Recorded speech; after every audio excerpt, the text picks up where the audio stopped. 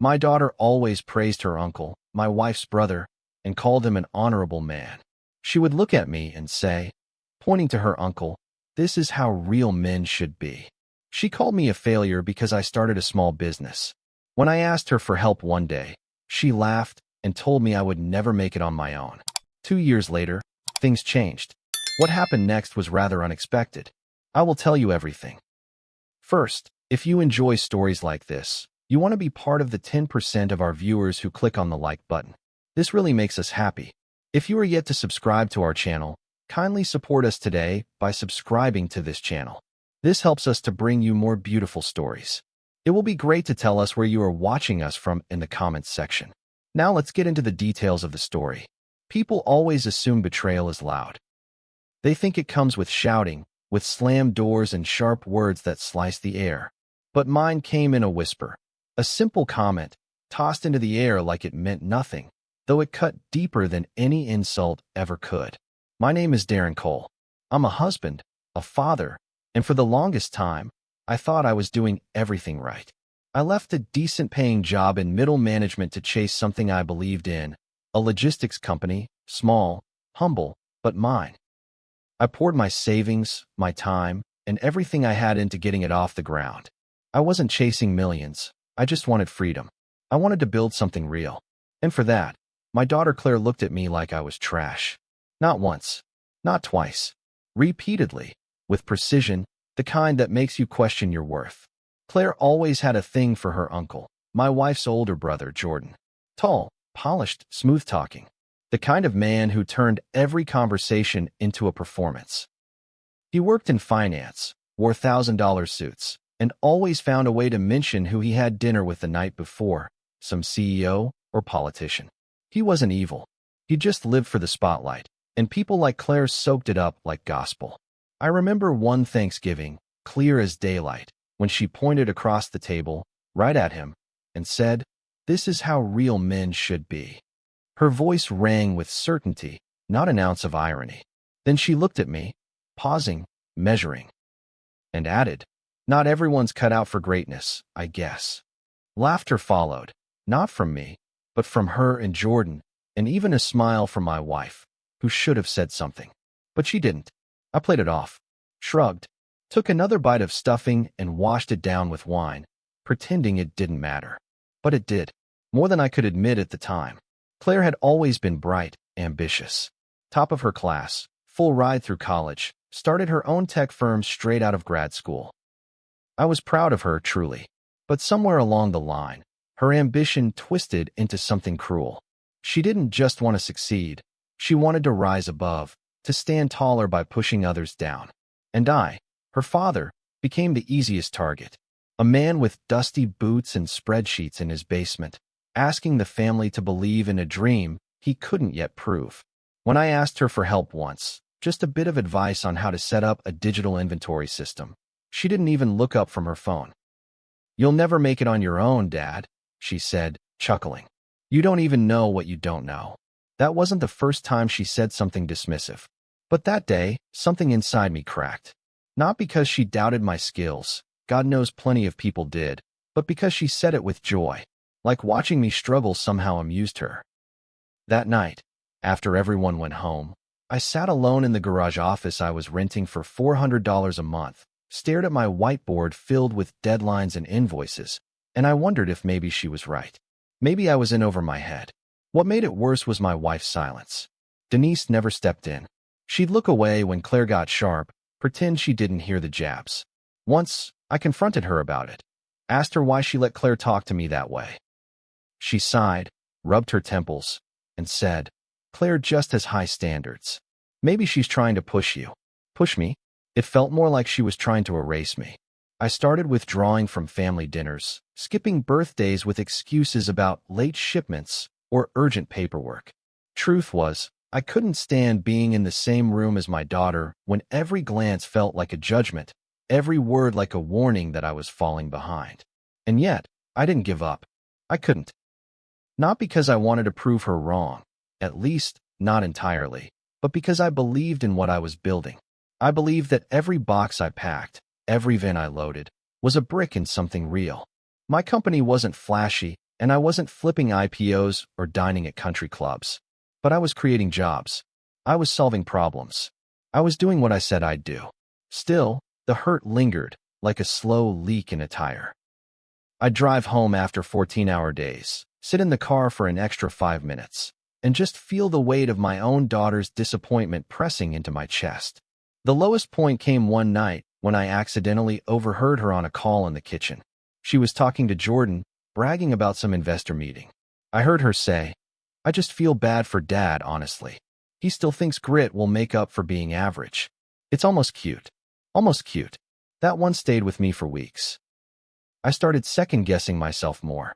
Every invoice I messed up, every late payment, every delay, I'd hear her voice in my head, telling me I was destined to fail.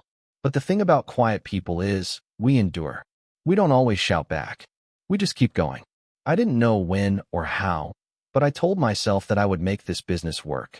Not for revenge, not to gloat, but to reclaim something I didn't even realize I had lost, my self-respect. If she couldn't see the value in what I was building, then one day, I'd show her, not with words, but with results.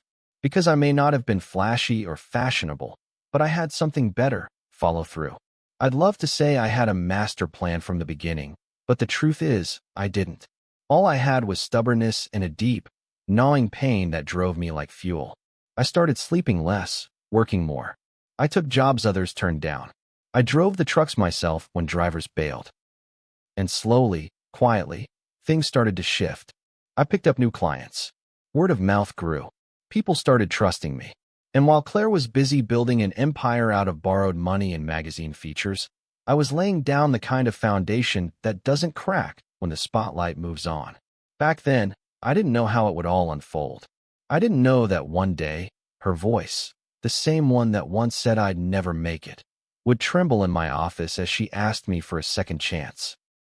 All I knew, in that first chapter of disappointment, was that I refused to stay in the role she had written for me, the failure father, the background character to her success story. No, if I was going to be part of a story, it would be my own. And this time, I was going to write it myself. I don't think people realize how lonely it is to build something no one else believes in. In those early months, I became something of a ghost in my own home, always moving, always working, never truly seen. I rented a dusty office in a rundown industrial park on the edge of town. It had a single window with cracked glass and a heater that barely coughed out warmth in winter. But to me, it was sacred. Every morning I'd arrive with coffee and a notebook, mapping out routes, emailing potential partners, bidding for delivery contracts with local furniture stores. I didn't have employees back then, just my own hands in a rented van. I'd load shipments at dawn, drive across town, unload, then race back to answer emails by night. My hands were calloused, my back screamed from lifting crates, and my bank account danced dangerously close to zero more than once. But I was alive in a way I hadn't felt in years. Most nights, I didn't go home until the streetlights came on. I'd sit in that cold little office, hunched over my laptop, scribbling down mileage and tracking invoices. Sometimes, I'd eat dinner out of a plastic container on top of a stack of shipping boxes. My clothes always smelled like diesel and cardboard. Claire didn't visit once. Denise would occasionally ask how things were going, but she never pushed. Maybe she didn't want to know the truth. Maybe she was afraid I'd say it wasn't working. And for a while, it wasn't. There were months where I barely broke even. I maxed out 2 credit cards. I borrowed money from a college friend. Quietly, without telling the family, I swallowed my pride so many times it began to taste normal. But something changed when I stopped comparing myself to Claire. It didn't happen all at once. At first, I still stalked her company's website late at night, watched her interviews online, read the glowing articles that called her a young visionary. I'd see her dressed in expensive suits, standing in sleek offices, surrounded by people who looked like they belonged on magazine covers.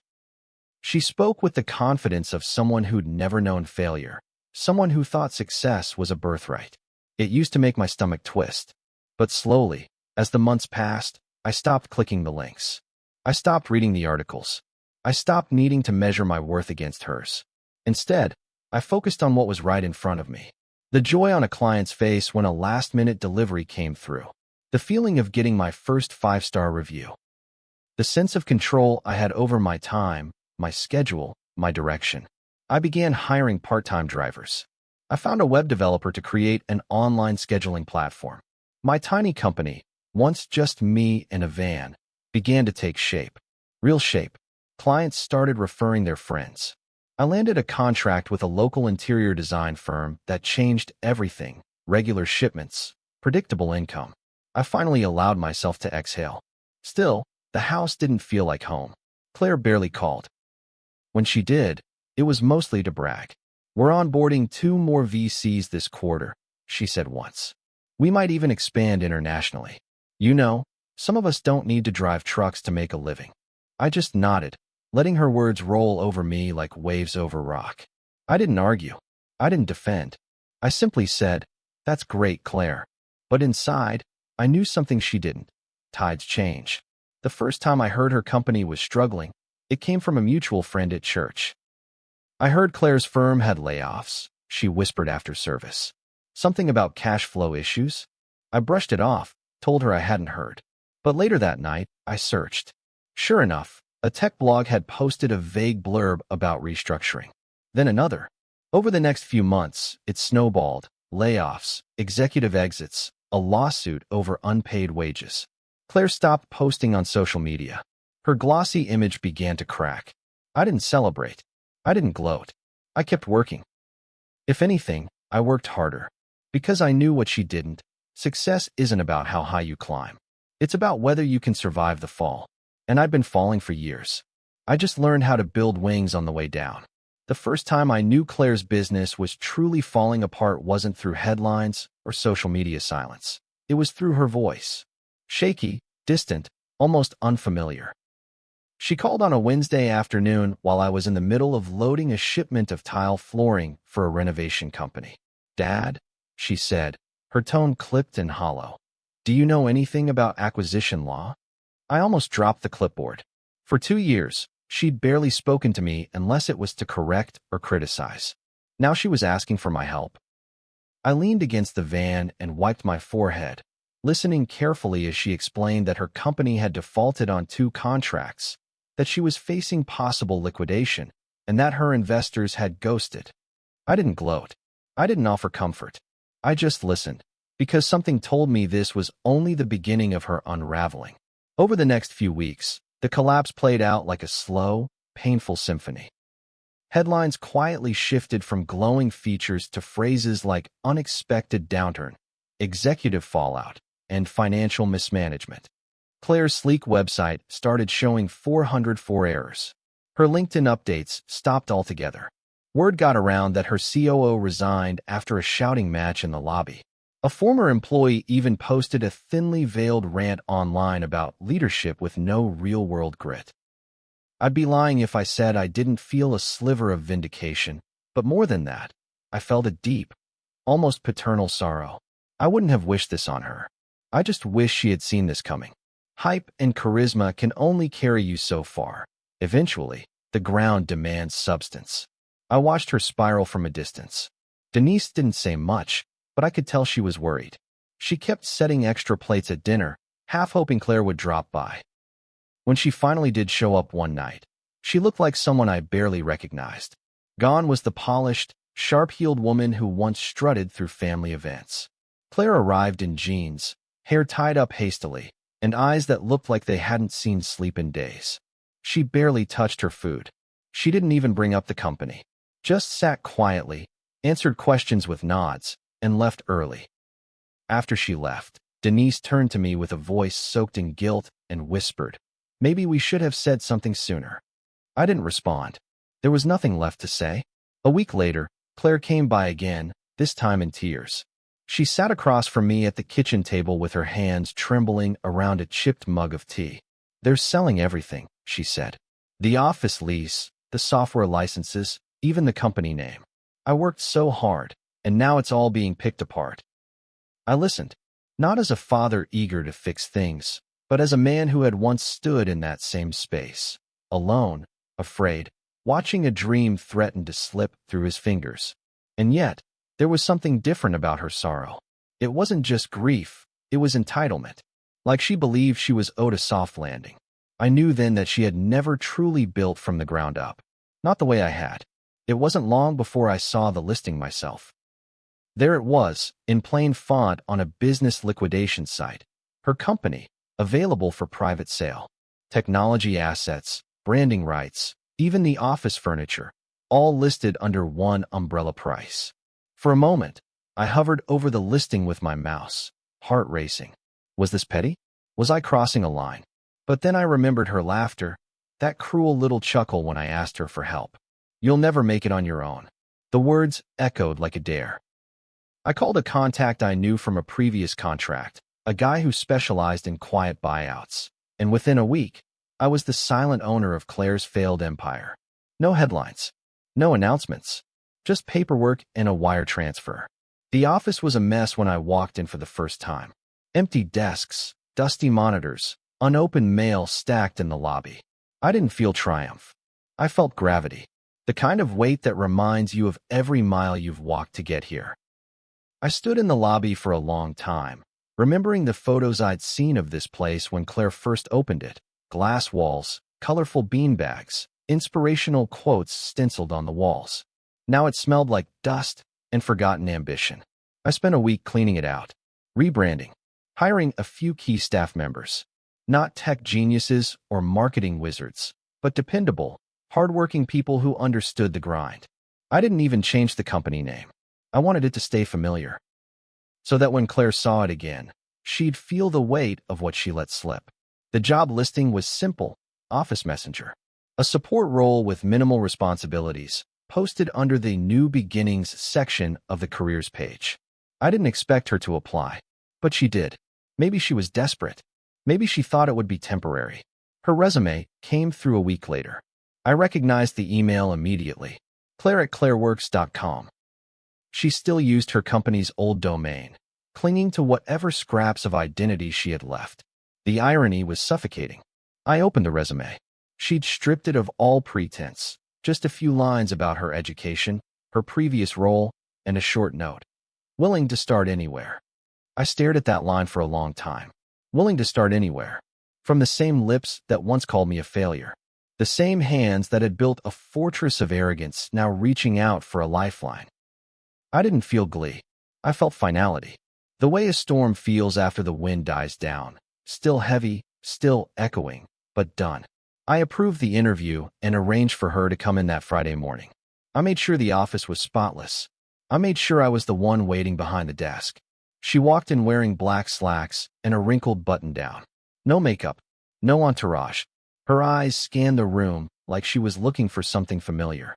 When her gaze landed on me, she froze. The blood drained from her face. "You?" she whispered. I nodded, standing slowly. "Welcome aboard." She didn't speak, just stood there, stunned. I motioned for her to sit. She did, reluctantly. I handed her the contract, printed and stapled neatly, and watched as she skimmed the title, Office Messenger.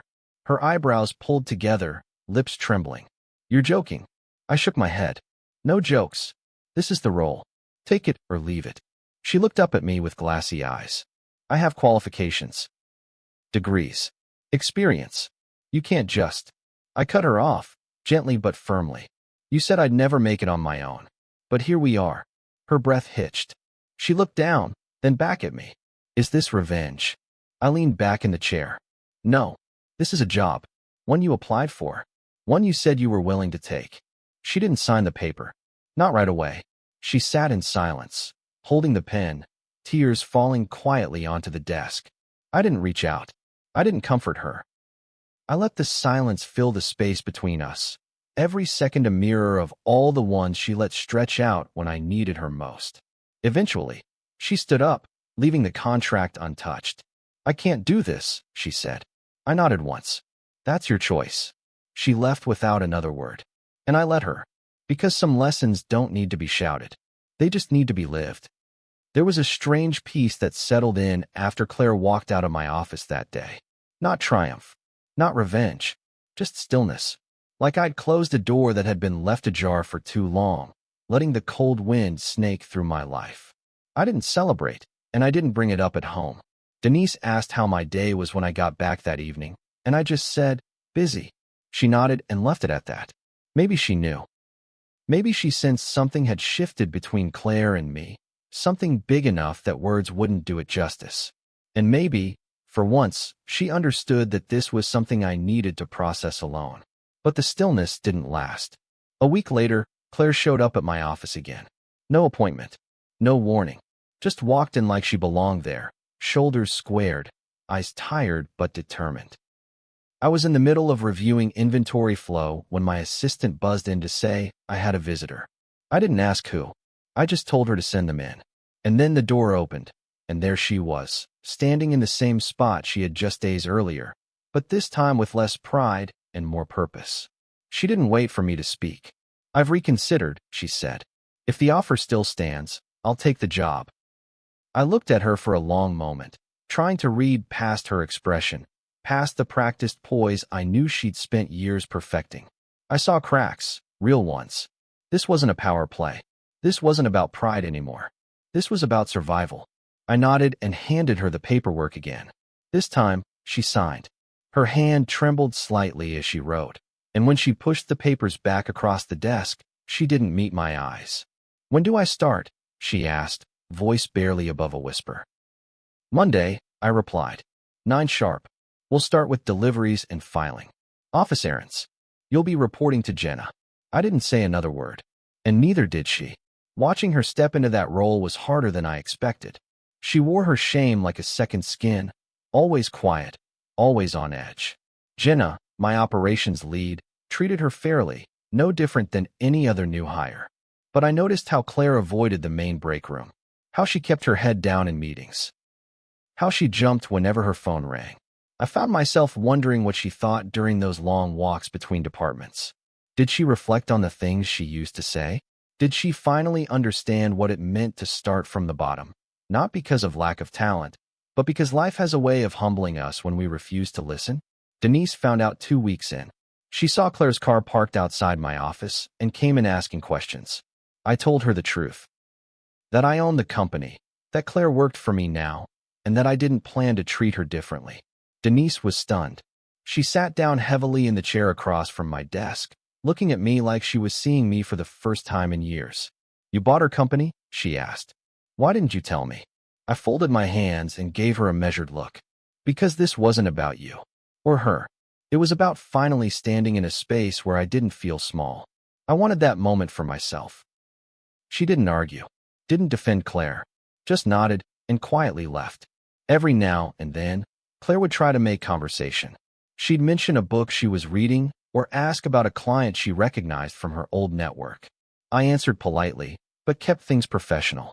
I wasn't ready to open the door again, not until she proved she was willing to walk through it the right way. Still, I saw the effort. The slow shift in how she spoke, the way she stopped talking at people and started listening. She even stayed late a few times to help with closing inventory, without being asked. It wasn't much, but it was something. One Friday afternoon, as I was locking up, Claire stopped me in the hallway. I know you didn't have to hire me, she said quietly. And I know I made it hard to be around me. I didn't understand how hard it was until now. I thought success was supposed to look shiny. I didn't realize it could look like sweat and silence and showing up even when no one claps for you.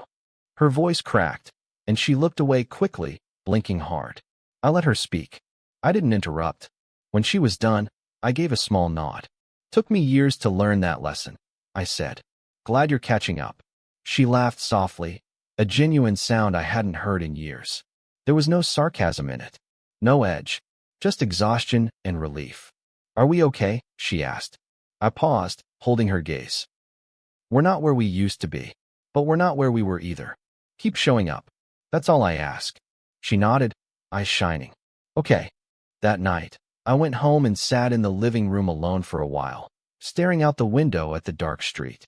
Denise was upstairs, probably watching one of her shows.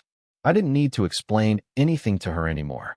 I had spent so many years doubting myself, questioning my worth, letting their silence shape my reflection. But now I was something different. Not better, not bigger, just clearer. Claire may never apologize in full. She may never say all the things I used to wish she would.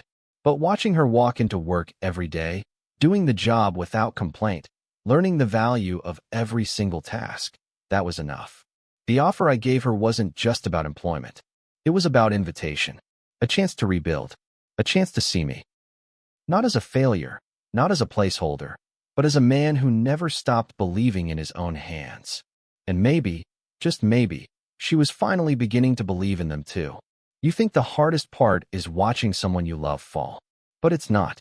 The hardest part is watching them refuse to take the rope you offer, then blame you for the bruises they get on the way down. That was Claire, day by day, trying to rebuild her sense of self while pretending her new life wasn't a punishment.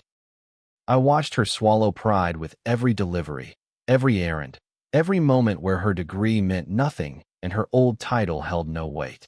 For a while, I thought she was adjusting, learning, even growing. But under it all, that pride didn't die.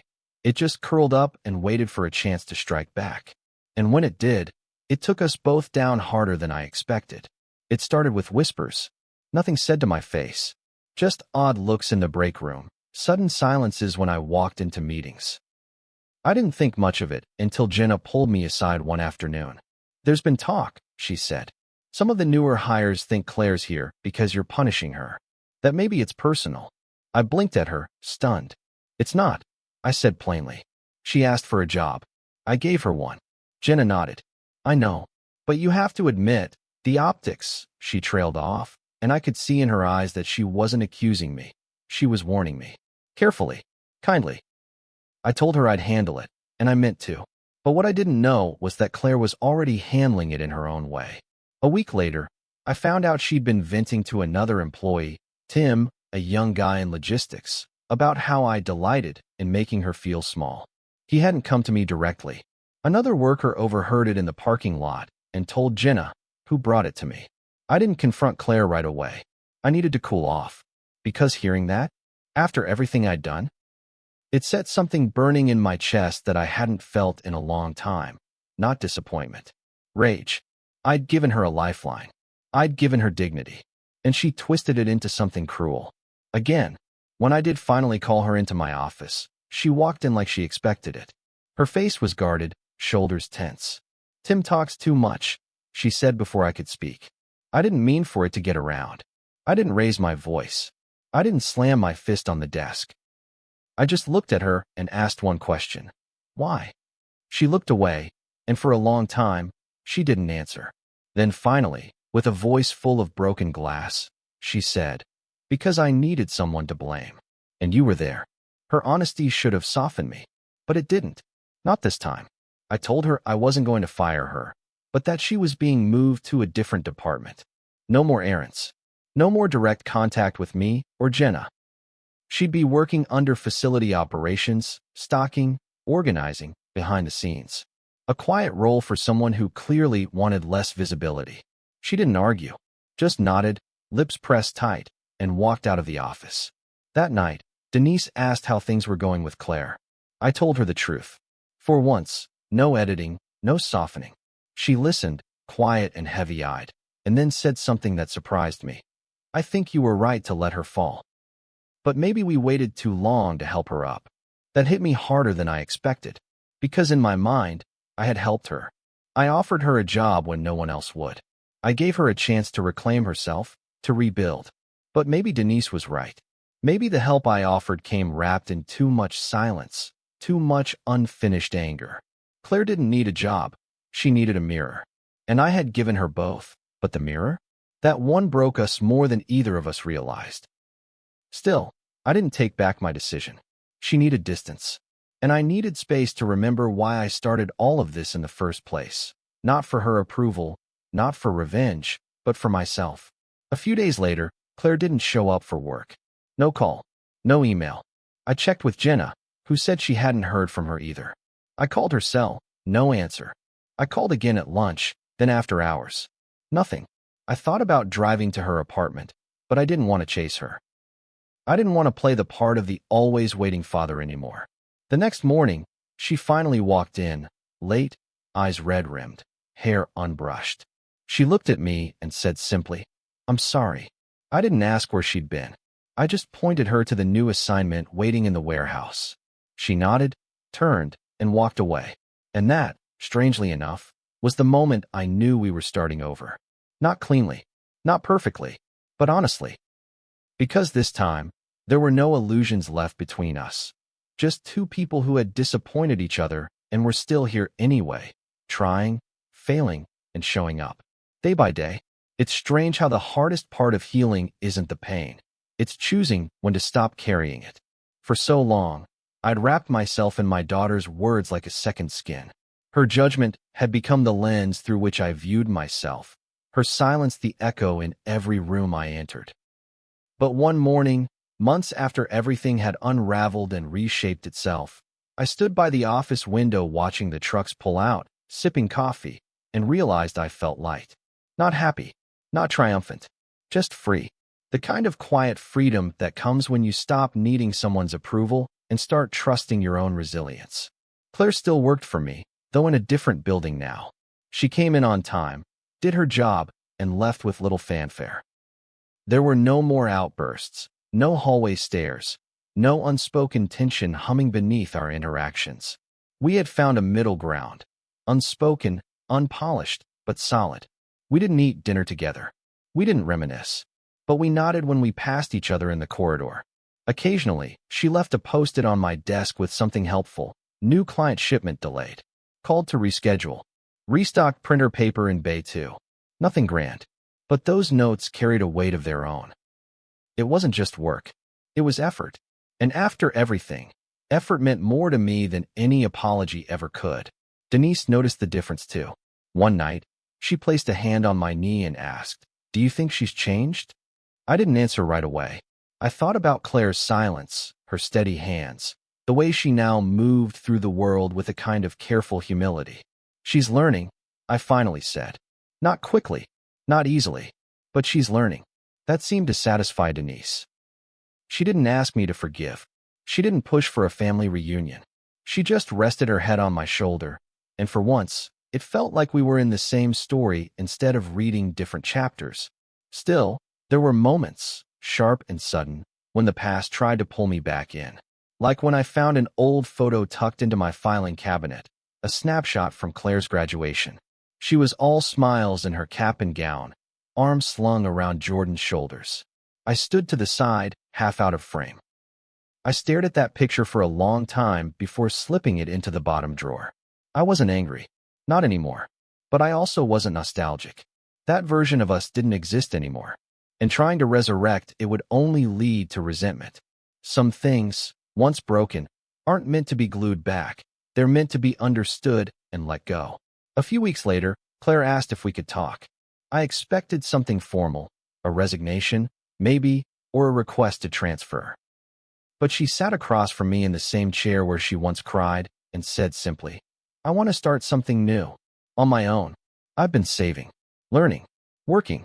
Her voice was steady, not arrogant, not fragile, just honest. "I know I messed up. Not just with the company, but with you. I can't undo what I said, what I believed. But I see it now. You built this. All of it. And you didn't need to scream to prove it. You just did the work." I nodded slowly. Let her words settle in the space between us. Then I asked, "What do you want from me?" She paused, then said, "Nothing. I just wanted you to know I see it now."